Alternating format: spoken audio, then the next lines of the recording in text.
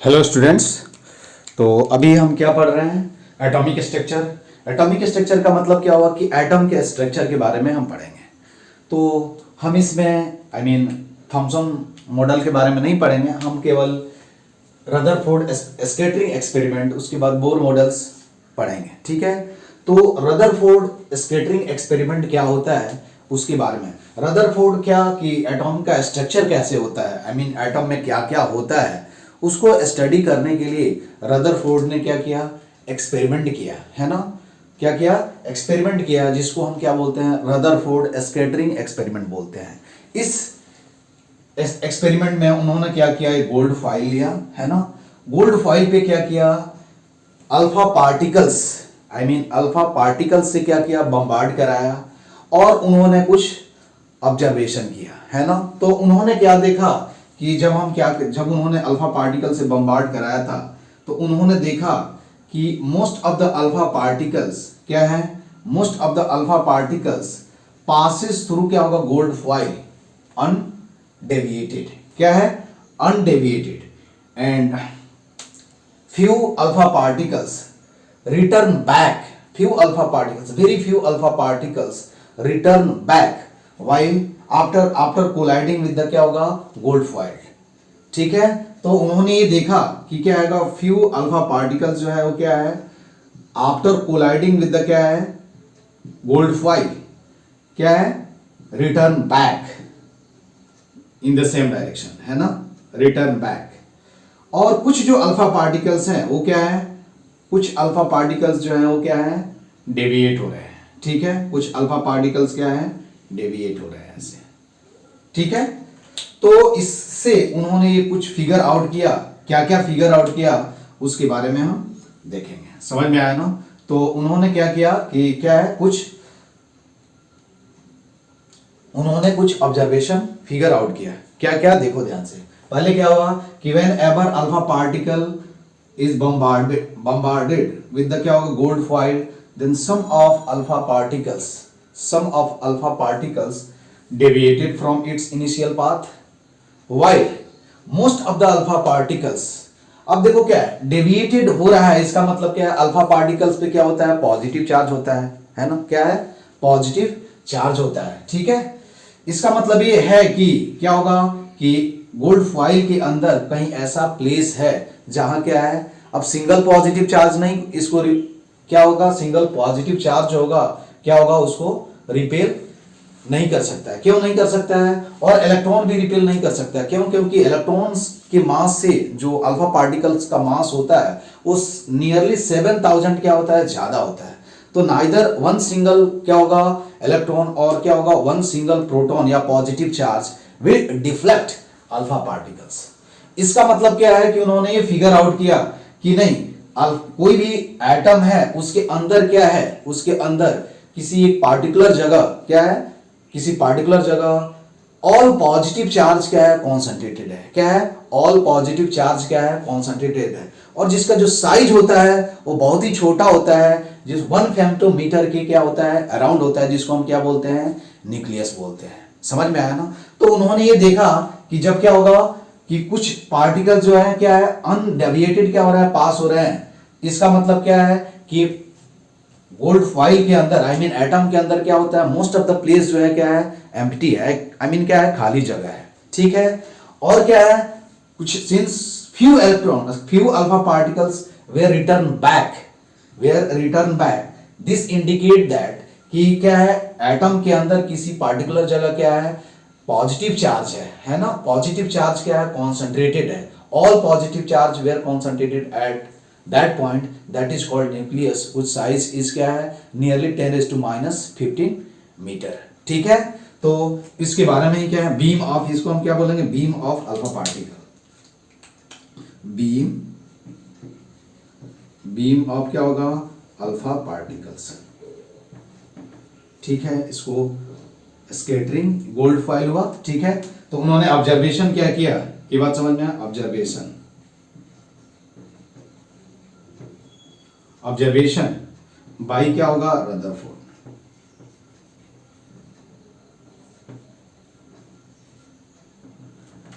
पहला ऑब्जर्वेशन क्या है कि उसके बाद उन्होंने कंक्लूजन निकाला कि उन्होंने क्या किया, मोस्ट ऑफ द क्या है, मोस्ट ऑफ द क्या है, alpha particles were most of the alpha particles where passes through gold foil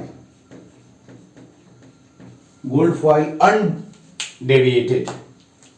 क्या होगा, passes through gold foil undeviated. ठीक है, इससे उनको ये मालूम चल गया कि क्या है, आई मीन इस फर्स्ट ऑब्जर्वेशन से ये मालूम चला कि एटम के अंदर क्या होता है, बहुत ही खाली स्पेस होता है, एम्प्टी स्पेस होता है। ठीक है, तो सेकंड ऑब्जर्वेशन उन्होंने क्या है कि very few alpha particles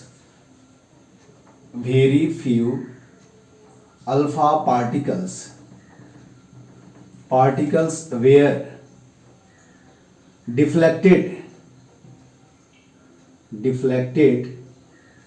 deflected back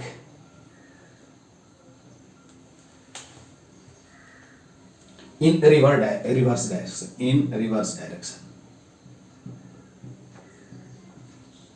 समझ में आया क्या होगा, very few alpha particles were deflected back in reverse direction. उसके बाद थर्ड जो उन्होंने पाया कि नहीं, कुछ जो है जो some alpha particles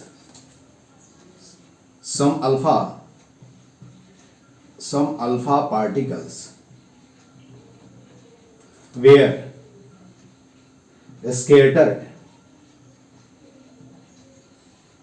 scattered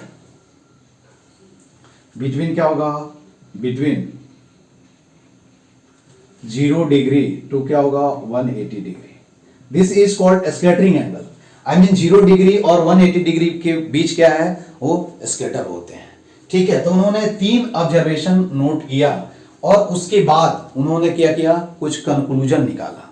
ठीक है, कंक्लूजन क्या था, और कंक्लूजन निकालने के बाद उन्होंने रदरफोर्ड क्या होगा एटॉमिक मॉडल दिया जिसका नाम है। ठीक है, तो कंक्लूजन क्या था, कंक्लूजन इस एक्सपेरिमेंट से उनको क्या मिला, पहला एक्सपेरिमेंट क्या है कि देखो most of the alpha particle were passes through gold foil undeviated. इसका मतलब क्या है, मोस्ट ऑफ द प्लेस या क्या है, most of the space inside क्या होगा, inside nucleus, sorry inside atom is क्या है, एम्प्टी। समझ में आया ना, क्या है, most of the space inside atom is empty. I mean atom के अंदर जो होता है वो क्या है, खाली स्पेस होता है। ठीक है, उसके बाद second, very few alpha particles were deflected back in reverse direction. इस एक्सपेरिमेंट से जैसा कि मैंने बताया अभी कि क्या है कि एटम के अंदर यदि क्या होगा, इसका मतलब क्या है, कोई फ्यू अल्फा पार्टिकल्स कहीं एक पार्टिकुलर जगह से, हर जगह से नहीं, देखो यहां जैसे आया यहां से रिटर्न बैक हो गया। इसका मतलब क्या है, इस रीजन में क्या है, टोटल जो पॉजिटिव चार्ज है वो क्या है, कॉन्सेंट्रेटेड है। क्या है, टोटल जो पॉजिटिव चार्ज है वो क्या होता है, कॉन्सेंट्रेटेड होता है, जिसको हम क्या बोलते हैं, न्यूक्लियस बोलते हैं। ठीक है, तो उन्होंने ये बताया कि all positive charge of the क्या होगा, एटम क्या होगा, all positive charge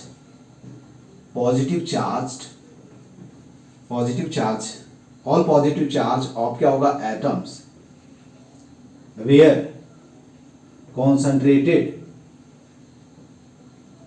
concentrated at the क्या होगा, at the center of atom।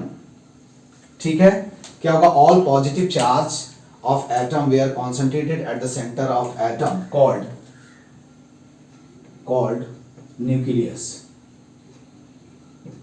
ठीक है, उसका नाम उन्होंने क्या रखा, न्यूक्लियस रखा। ठीक है, उसके बाद तो न्यूक्लियस क्या रखा, उन्होंने all positive charge of atoms were concentrated at the क्या होगा सेंटर ऑफ एटम। क्यों?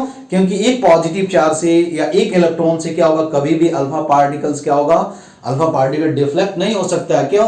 क्योंकि अल्फा पार्टिकल का मास क्या होगा बहुत ज्यादा हो जाएगा। आपको समझ में आया ना? यदि ये कोलिजन हो रहा है इसको हम क्या बोलते हैं इन इलास्टिक कोलिजन बोलते हैं। जैसे मान लो कि एक मास यहाँ है और दूसरा मास क्या हो यहाँ हो, इसका मास इससे बहुत ज्यादा होगा तो क्या होगा कोलिजन में आप जानते हो कि क्या होगा कभी ये डिफ्लेक्ट होगा बैक क्या नहीं होगा। समझ में आया ना? तो नाइदर क्या होगा a single positive charge nor a single electrons can deflect alpha through 180 degree. और क्या होगा समझ में आया ना? कभी भी 180 डिग्री डायरेक्शन में कभी उसको डिफ्लेक्ट नहीं कर सकता है। या क्या होगा उसको सिंपली हम बोल सकते हैं कि डिफ्लेक्ट नहीं कर सकता। आप यहां से देख सकते हो। ठीक है, इससे ये जो हम कोलिजन चैप्टर में पढ़े ये कौन सा कोलिजन है? यहाँ एक कोलिजन ही है, इसको हम क्या बोलते हैं कोलिजन। मैंने बताया था कि कोई जरूरत नहीं है कि कोलिजन में क्या है ऑब्जेक्ट जो कोलाइडिंग ऑब्जेक्ट ऑलवेज क्या होगा कांटेक्ट में आएगा, ऐसा कोई जरूरी नहीं है। ठीक है, तो उन्होंने बताया all the positive charge of atom were concentrated at the क्या होगा सेंटर। पॉजिटिव चार्ज एंड यहाँ मास भी लिख लेना है ना, क्या होगा all positive charge and mass of atom were concentrated at the center of atom called nucleus. The size of उन्होंने ये बताया था क्या होगा and ये क्या nucleus and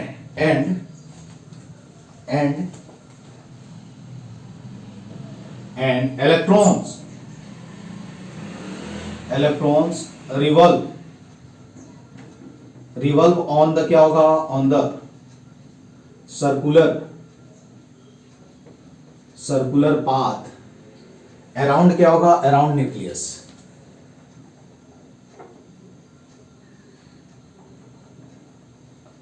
अराउंड न्यूक्लियस। समझ में आया ना? उन्होंने क्या बताया कि ऑल पॉजिटिव चार्ज क्या है charge and mass whole mass of the atom were concentrated at the centre of atom called nucleus and electrons revolve on the circular path around the nucleus. उन्होंने ये बताया देखो यही क्या है कि टोटल जो एटम है ये क्या है इसको रदरफोर्ड एटॉमिक मॉडल भी बोलते हैं। इसके सेंटर पे क्या होता है ऑल चार्ज और ऑल मास क्या होता है ऑल पॉजिटिव चार्ज कॉन्सेंट्रेटेड होता है एंड क्या होता है इसके सर्कल इसके अराउंड क्या होगा सर्कुलर पाथ पे क्या होता है इलेक्ट्रॉन जो है वो क्या होता है रिवॉल्व करते रहता है। ठीक है, और इस इलेक्ट्रॉन और न्यूक्लियस के बीच जो स्पेस होता है वो क्या होता है एम्प्टी होता है। ठीक है, तो इसी को क्या बोलते हैं रदरफोर्ड न्यूक्लियर मॉडल बोलते हैं या रदरफोर्ड एटॉमिक मॉडल। क्या होगा this is Rutherford atomic model.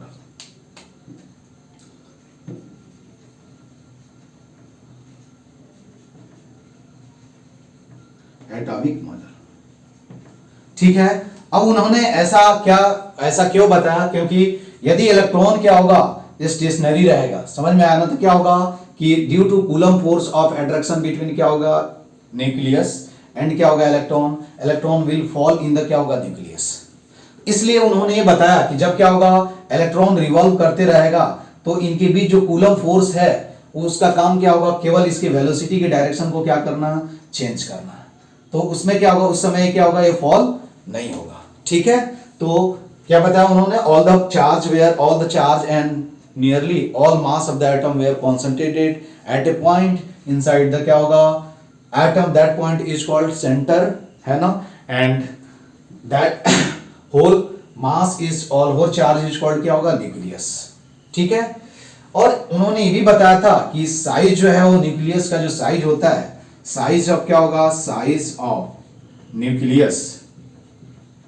Nucleus कितना होता है नियरली 10⁻⁻15 मीटर होता है। ठीक है, उसके बाद देखो उसके बाद उन्होंने देखो यहां उन्होंने बताया कि एटम जो होता है क्या होता है न्यूट्रल होता है ना। तो एटम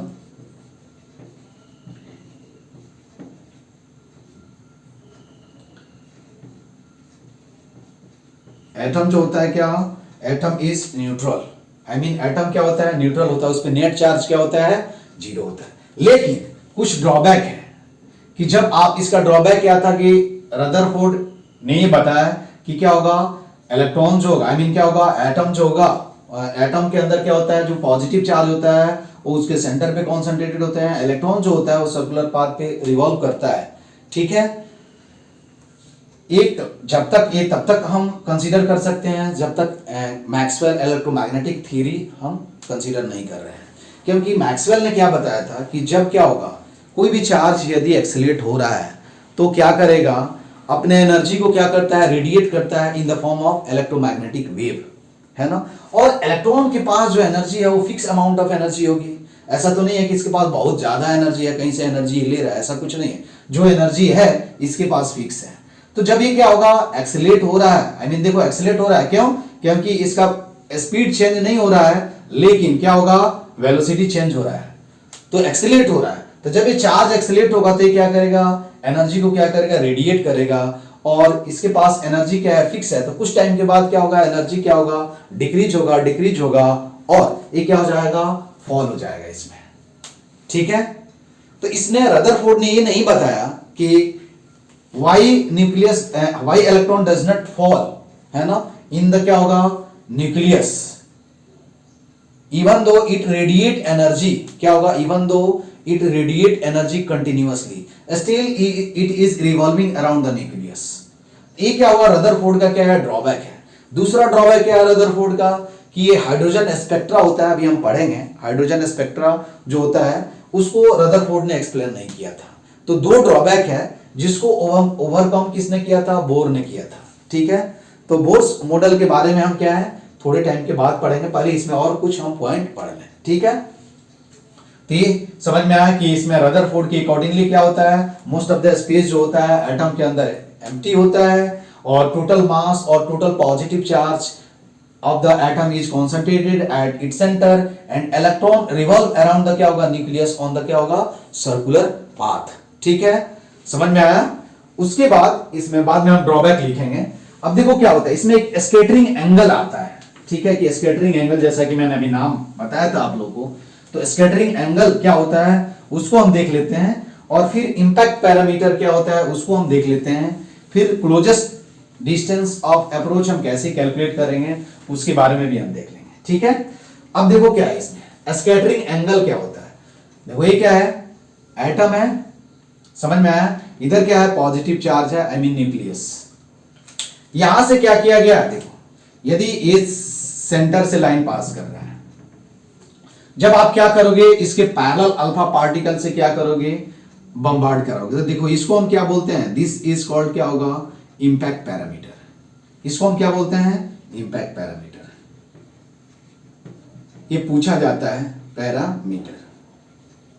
अब क्या होगा, जब ये क्या होगा, कोलाइड होगा, तो देखो क्या होगा, ये ऐसे क्या होगा, कोलिजन होगा, और ये क्या होगा, ऐसे क्या होगा, मूव करेगा, ऐसे ऐसे डिफ्लेक्ट होगा, ऐसे जाएगा, ठीक है। समझ में आया ना। तो दिस इज कॉल्ड क्या होगा, इंपैक्ट पैरामीटर। और यदि इस लाइन को आप यहां टेंजेंट ड्रॉ कर दो, स्कैटरिंग, यहां टेंजेंट ड्रॉ करो, टेंजेंट ड्रॉ करोगे तो देखो इस सेंटर से लाइन क्या होगा, पास होगा। ये वाला जो एंगल है इसको क्या बोलते हैं, स्कैटरिंग एंगल। आई मीन कितने एंगल से क्या हो रहा है, स्कैटर हो रहा है। समझ में आया ना। इंपैक्ट पैरामीटर का मतलब क्या होगा, कि ये न्यूक्लियस से कितने ऊपर है ना, स्मॉलेस्ट डिस्टेंस से क्या होगा, अल्फा पार्टिकल क्या हो रहा है, इस पे बम्बार्ड कर रहा है, ठीक है।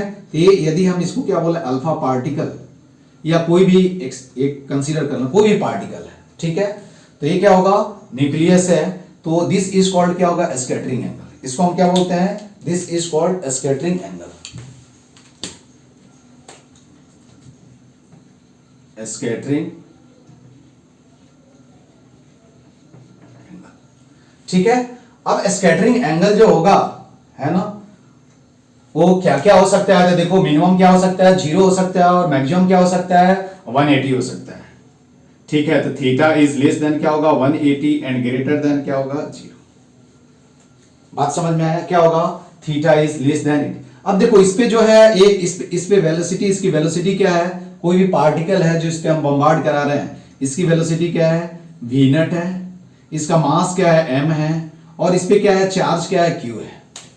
बात समझ में आया। मास इसका क्या है, m है, v नट क्या है, इसका वेलोसिटी है, और q क्या है, चार्ज है, ठीक है। तो इंपैक्ट पैरामीटर जो होता है, क्या होता है, इंपैक्ट पैरामीटर जो होगा वो क्या होगा, देखो ये मैं इसका डेरिवेशन नहीं बताऊंगा, जस्ट तुमको क्या होगा, impact parameter, impact parameter B is equal to क्या होगा, Q Z E upon 8 pi epsilon 0 capital K cot of क्या होगा, थीटा बाई 2। समझ में आया ना क्या होगा, क्यू क्या है, चार्ज ऑफ द पार्टिकल जिसे हम बॉम्बार्ड करा रहे हैं, समझ में आया ना। जेड क्या है, जेडी क्या है, चार्ज ऑन द क्या होगा, एट चार्ज ऑफ द क्या होगा, न्यूक्लियस, ठीक है। और कॉट थीटा, थीटा क्या है, स्कैटरिंग एंगल है, तो यहां से हम बोल सकते हैं। और के क्या है, के याद रखना है क्या होगा, kinetic energy, kinetic energy. A क्या होगा, के इक्वल टू क्या होगा, K equal to half M V not square होगा। तो यहां से देख सकते हो कि impact parameter, I mean impact parameter को हम क्या बोलते हैं, बी से क्या करते हैं, डिनोट करते हैं, ठीक है। तो इंपैक्ट पैरामीटर जो होगा वो क्या होगा, इंपैक्ट पैरामीटर इज क्या होगा, डायरेक्टली प्रोपोर्शनल टू क्या होगा, सॉरी डायरेक्टली प्रोपोर्शनल टू, यहां से हम बोल सकते हैं कि B is directly proportional to क्या होगा, cot of theta by 2 and inversely proportional to क्या होगा, 1 अपॉन क्या हो जाएगा, की। जितना ज्यादा क्या होगा काइनेटिक एनर्जी होगा उतना ही इंपैक्ट पैरामीटर का वैल्यू क्या होगा, कम होगा। समझ में आया ना, क्या हो जाएगा, उतने ही इंपैक्ट पैरामीटर का वैल्यू जो होगा वो क्या होगा, कम होगा, ठीक है। अब एक और आता है कि कितने नंबर ऑफ पार्टिकल्स जो होंगे, I mean number of particles, ठीक है, स्कैटर्ड पर यूनिट एरिया। देखो ये क्या है, यदि हम इसको रिंग एक कंसीडर कर ले, देखो ध्यान से, इसको यदि हम एक रिंग कंसीडर कर लें, इसको, इसका एरिया क्या कुछ होगा, समझ में आया ना। तो ये तुमको क्या मिल गया, इंपैक्ट पैरामीटर। उसके बाद हम यदि कंसीडर कर लें कि पहले हम कैलकुलेट कर लेते हैं कि नंबर ऑफ क्या होगा, number of particles, particles were scattered, scattered at number of particle were scattered per unit area, per unit area, area of the क्या होगा, ring at n scattered angle, scattered angle क्या होगा, theta. Is क्या होगा, इस inverse, ठीक है। इसको हम क्या कंसीडर करेंगे, थीटा इस क्या होगा, एन ऑफ थीटा। तो एन ऑफ थीटा जो होता है वो क्या होता है, inversely proportional to 1 upon sine raise to 4 के पावर क्या होगा, थीटा बाई 2। ये तुमको क्या करना है, माइंड में रखना है, केवल इससे क्वेश्चंस आता है। इसके प्रूफ में बहुत टाइम लगेंगे तो इसलिए मैं प्रूफ नहीं बता रहा हूं, ठीक है। तो ये क्या होगा, n theta is directly proportional to क्या होगा, इनवर्सली प्रोपोर्शनल टू साइन के पावर 4 ऑफ क्या होगा, theta by 2, where theta is the क्या होगा, स्कैटरिंग एंगल। आई मीन इस रिंग से कितने क्या होंगे, रिंग से पर यूनिट एरिया कितने number of alpha particles scattered होंगे, that can be decided by क्या होगा, थीटा। थीटा क्या है, स्कैटरिंग एंगल है, क्या है, स्कैटरिंग एंगल है। समझ में आया ना, क्या होगा, स्कैटर। अब ये तुम मत समझ लेना कि यहां क्या होगा, थीटा 0 रख दोगे तो ये क्या हो जाएगा सर, ये एन क्या हो जाएगा, इनफाइनाइट हो जाएगा। समझ में आया ना, ऐसे नहीं, यहाँ बी भी हम 0 नहीं रख सकते हैं, समझ में आया ना तुमको, ठीक है। तो यहाँ theta should not be equal to क्या होगा, 0, याद रखना। थीटा क्या होगा तुम्हारा, 0 नहीं होना चाहिए, ये थीटा कभी 0 के लिए वैलिड नहीं होगा, ये तुमको मालूम होना चाहिए। तो number of particles were scattered per unit area of the ring is inversely proportional to क्या होगा, साइन के पावर 4 थीटा बाई क्या हो जाएगा, 2 हो जाएगा। वाइल इंपैक्ट पैरामीटर क्या हो जाएगा, cot is directly proportional to cot of theta by 2 हो जाएगा, ठीक है।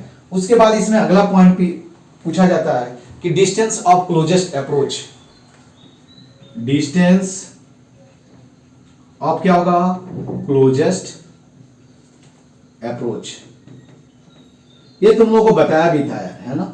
ये कहा हम लोग कि क्या है, कोई चार्ज है यहां रखा हुआ है और दूसरे चार्ज को हम क्या कर रहे हैं, उस पर बम्बार्ड करा रहे हैं, तो व्हाट शुड बी द क्या होगा, distance of closest approach. Distance of closest approach क्या होगा, उसको आप कैसे कैलकुलेट करोगे, तो सिंपल क्या होगा, देखो यहां ये बहुत दूर से हम यहाँ आर मान लेते हैं, कंजर्वेशन ऑफ एनर्जी यूज करो या वर्क एनर्जी थ्योरम यूज करोगे तो हम सिंपल क्या कर सकते हैं कि यहाँ जितना जो काइनेटिक एनर्जी होगा वो यहाँ क्या हो जाएगा, क्या चीज में कन्वर्ट हो जाएगा, जितना काइनेटिक एनर्जी होगा वो क्या होगा, इलेक्ट्रोस्टैटिक पोटेंशियल एनर्जी के रूप में क्या हो जाएगा, कंजर्व हो जाएगा। तो हम यहाँ से लिख सकते हैं half M we nut square is equal to क्या होगा, के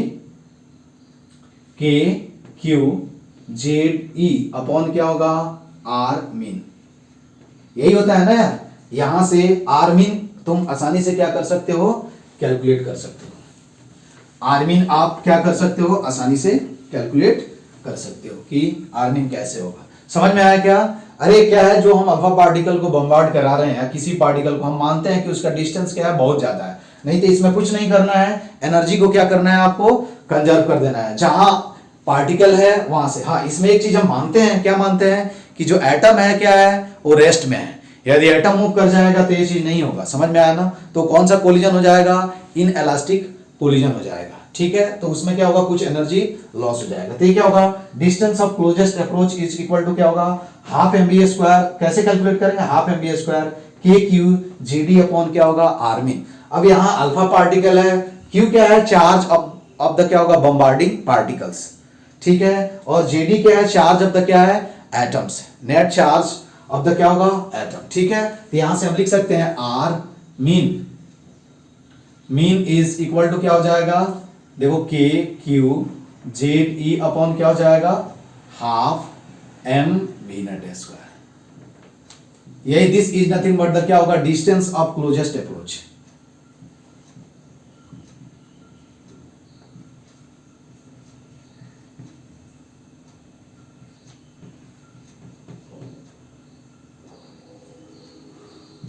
ठीक है, क्या होगा, distance of closest approach.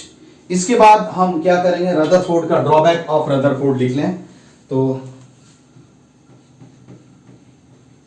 Drawback of Rutherford atomic model.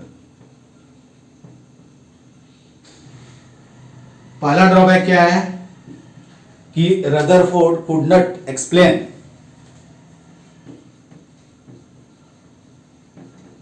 Rutherford could not explain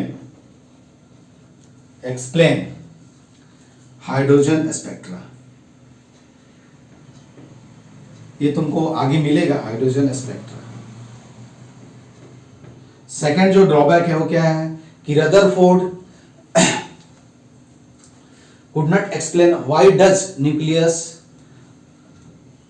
does not fall, why nucleus does not fall in the क्या होगा, sorry, why electron does not fall in the क्या होगा, nucleus even though it radiate energy continuously according to Maxwell electromagnetic theory। ठीक है, तो Rutherford क्या होगा, ये पूछा नहीं जाता है, लेकिन Rutherford could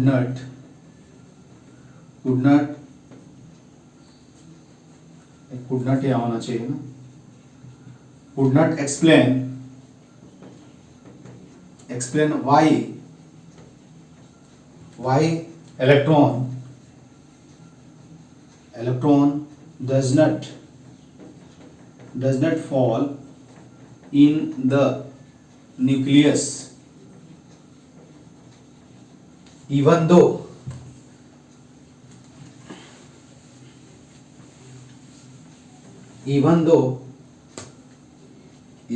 it radiate energy in the form of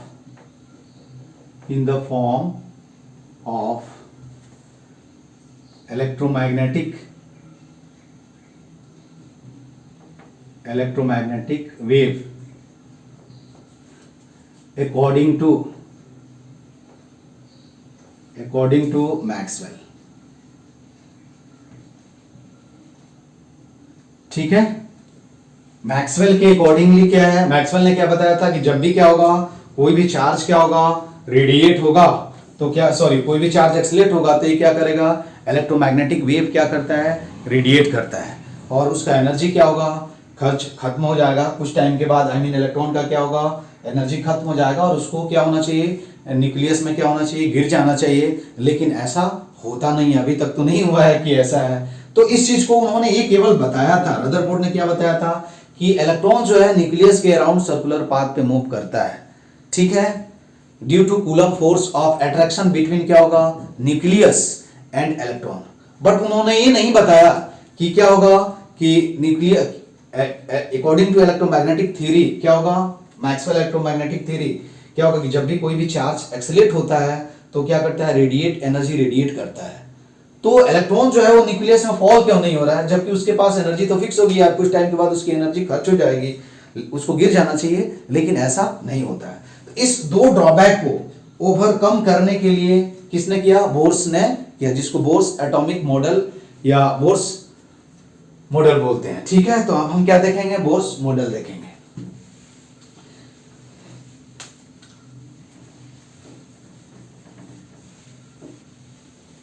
तो बोर्स मॉडल,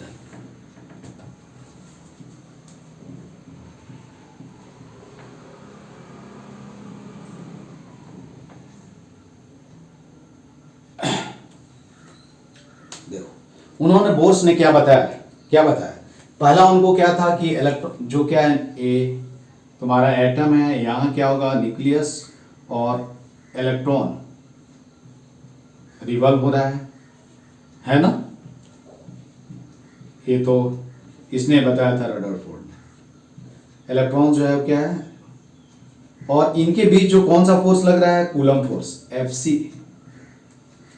तो पहला जो उनका स्टेटमेंट था रदरफोर्ड का क्या है कि electrons revolve around the nucleus due to coulomb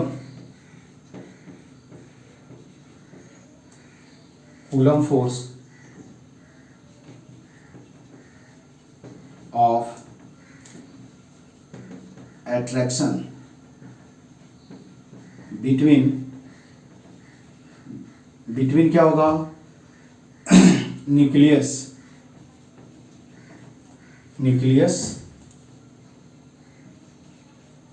and electron, ठीक है। उसके बाद उन्होंने ये बताया था कि electrons revolve only certain orbit, क्या होगा, इलेक्ट्रॉन्स रिवॉल्व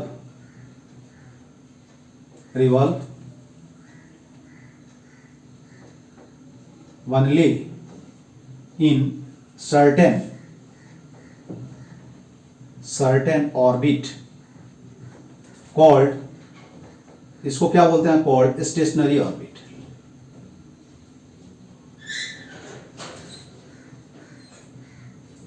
ठीक है, समझ में आया ना। आई मीन क्या होगा, जब क्या होगा, इलेक्ट्रॉन इस ऑर्बिट में, स्टेशनरी ऑर्बिट में क्या होगा, रिवॉल्व होगा, तो उसकी जो एनर्जी होती है वो क्या होती है, फिक्स रहती है।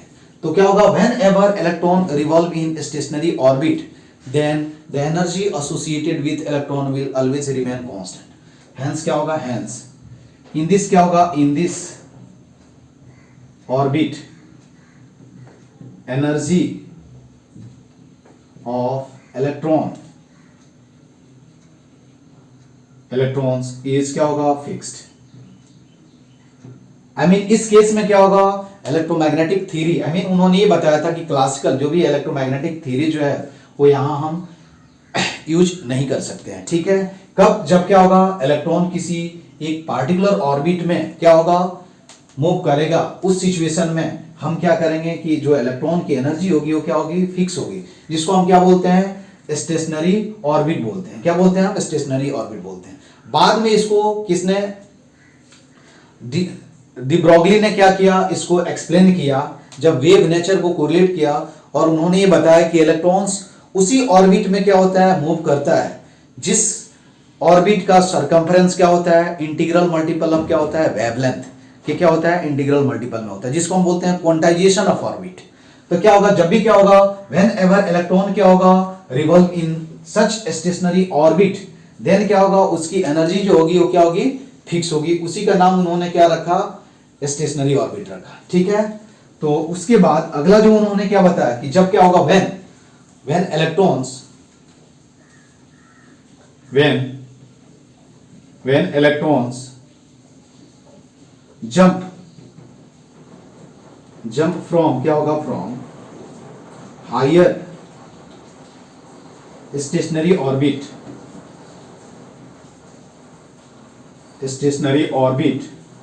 to क्या होगा, to lower stationary orbit,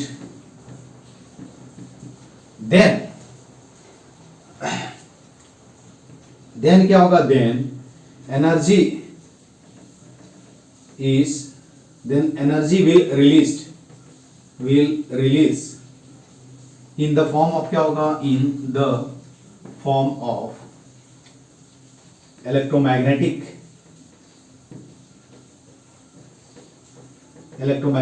radiation।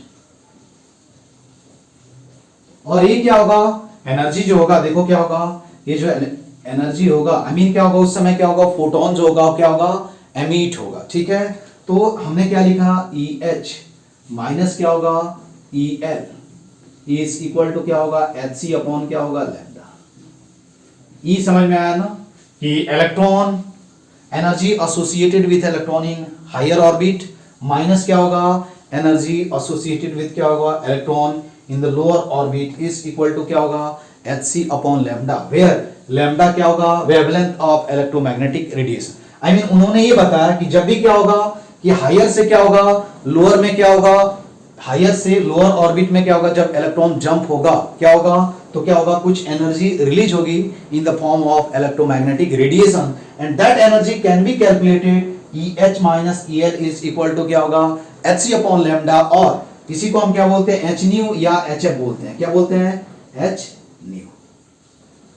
समझ में आई बात, क्या होगा, यहां से हम क्या कर सकते हैं, कैलकुलेट कर। उसके बाद वो बोला कि व्हेन एवर क्या होगा, photon is being absorb by क्या होगा, अब देखो क्या होगा, जब लाइट क्या होगा, आई मीन फोटोन क्या होगा, इलेक्ट्रॉन से कोलाइड करेगा, तो इलेक्ट्रॉन क्या करेगा, हो सकता है उसके एनर्जी को क्या करे, गेन कर ले, और यदि एनर्जी जितना गेन कर रहा है वो इस दो एनर्जी के, आई मीन दो ऑर्बिट के एनर्जी के डिफरेंस, ऑर्बिट के एनर्जी के डिफरेंस क्या हो, इक्वल हो, तो क्या करेगा, इसको हम क्या बोलते हैं, this is called the excitation process, है ना।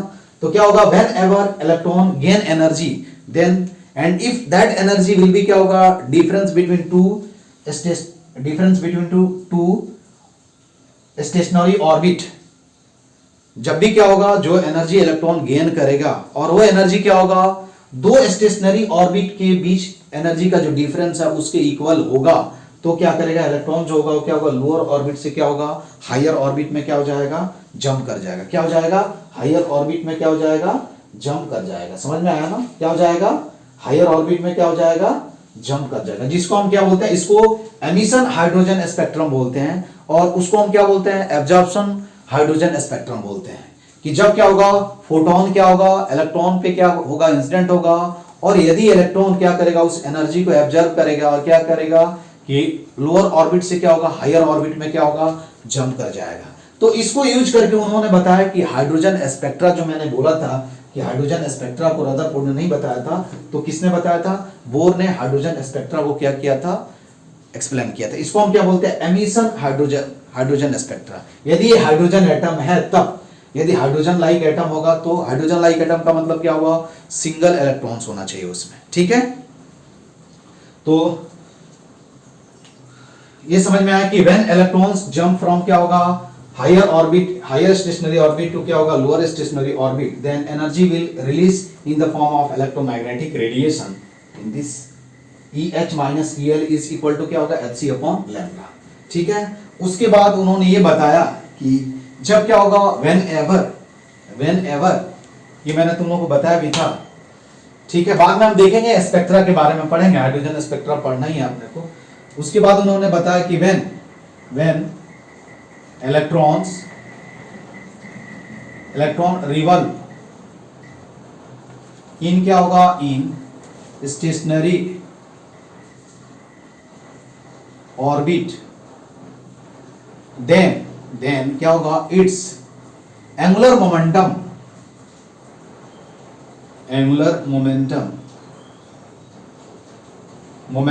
इज क्या होगा, क्वांटाइज्ड, एंगुलर मोमेंटम इज क्या होगा, क्वांटाइज्ड।